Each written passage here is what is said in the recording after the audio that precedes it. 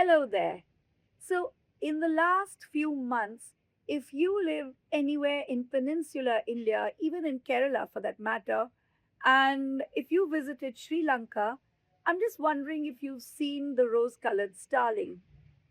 I don't know if you've seen it and known what you're seeing, but if you have seen it, it's probably etched in your mind. It's a sleek version of a myna, a kind of smaller and sleeker version. It's black and then only till here, and its wings and its tail, but its chest, its stomach, its mantle at the back, they're the most exquisite blush pink. It's unusual to see a blush pink bird, but if you've seen it, you would remember it. And the thing is, that's called a rose colored starling. The other thing is, you could have heard it. It has this kind of crackly, hissy kind of sound. It's in large groups, and one day, just like that, you'll suddenly start hearing them. And then by the time it's early April, they won't be there anymore, depending on where you are, of course, in the country. Now, these birds, the Latin name is in fact uh, Pastor roseus, used to be called the rosy pastors, and they were they were named this way in about 1815, and since then they've had two or three name changes from rosy pastor to rosy starlings to rose color starlings. Either ways, rose is the defining color feature. Now they come to India from Central Asia in the winter, but then they don't breed here. They come here for what they call the non breeding wintering time. And you can see them as far as Sri Lanka.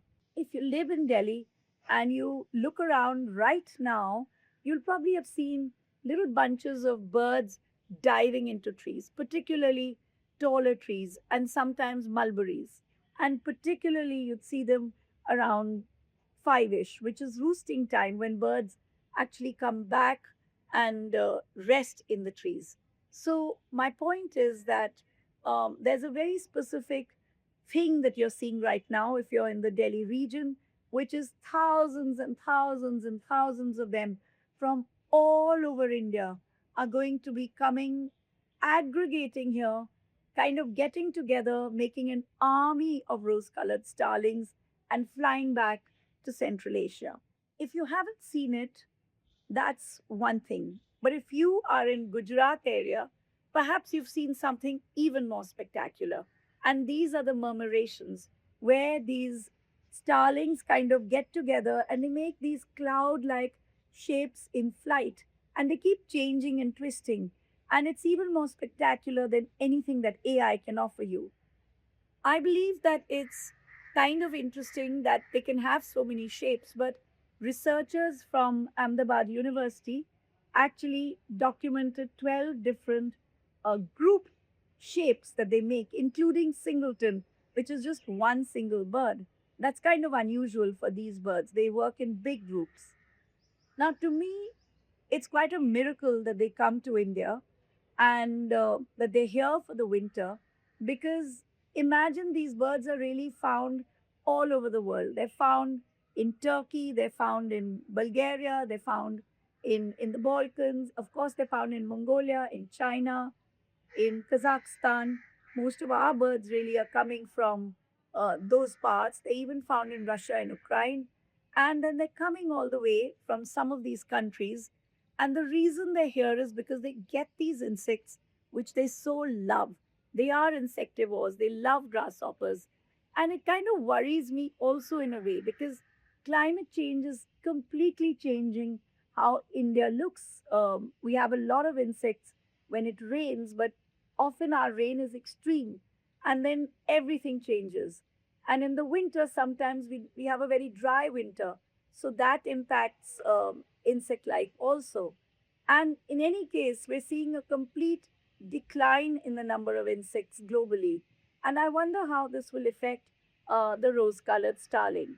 But I don't want to be negative about all of this. I just want to say that I find it quite extraordinary in a world where we're so defined by borders that birds like these fly everywhere. And I think migration is one of the greatest miracles. Very often, we think of migration as something very distinct. But in Delhi, for example, we're located on a flyway, which is kind of like the migration route, like a motorway for birds, which is a Central Asian motorway, if you have it. And that's how they propel themselves on this particular flyway. And that's why this region is so important for birding and particularly for migrating birds that will go back to their summer grounds. If you haven't seen it, it doesn't matter.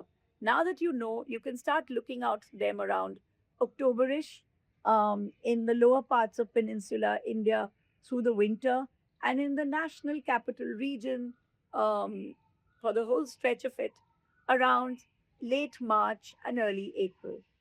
So, whatever your plan, happy birding.